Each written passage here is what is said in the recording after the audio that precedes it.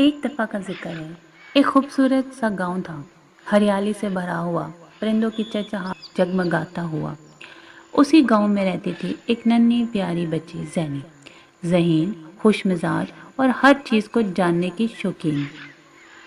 पहली बारिश की बूंदें जैसे ही ज़मीन पर गिरी, एक अजीब सी मधुर आवाज़ गूंजी। यह आवाज़ एक बकरी की थी। जी हाँ, एक बकरी जो गा रही थी। ज़ैनी ने आंखें फैलाईं, कानों को तेज किया और छुप कर देखने लगी। वो बकरी बारिश में सुरों की माला पिरो रही थी। ज़ैनी के दिल में सवाल जागा, ये बकरी सिर्फ बारिश में ही क्यों गाती है? वो सोचती गई और लिखती गई। ज़ैनी ने गांव के बुजुर्गों से पूछा। एक बूढ़े बाबा ने कहा, ये बकरी मामूली नहीं, ये पुरानी कहानियों की यादगार है।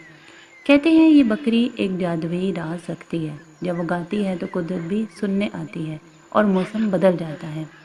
ज़ैनी ने फैसला किया कि वो खुद ये राज आजमाएगी। उसने आसमान की तरफ देखा और बकरी को कहा, गाओ ना प्यारी बकरी।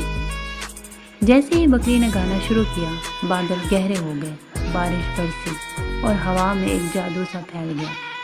ज़ैनी की आंखों में खुशी झलकने लगी। तो ये है राज बकरी का गाना। हर सुर में एक जादू, हर राग में एक कुदरती पैगाम। गांव वालों को ज़ैनी सब गांव वालों को बुलाया और बारिश में बकरी का गाना सुनवाया। सब हैरत से रह गए और ज़ैनी पर फख्र करने लगे। बकरी के गाने से धूप, बारिश, कोसे सब कुछ जैसे उसके सुरों पर नाचने लगे। ज़ैनी हंसती रही क्योंकि उसे कुदरत की ज़ुबान समझ आ गई थी। ज़ैनी ने बकरी को गले लगाया और कहा, हमेशा साथ रहना, हम तुम दोनों दुनिया का खुशी का नगमा सुनाएंगे। हर आवाज़ में एक राज छुपा होता है, बस सुनने वाले का दिल चाहिए।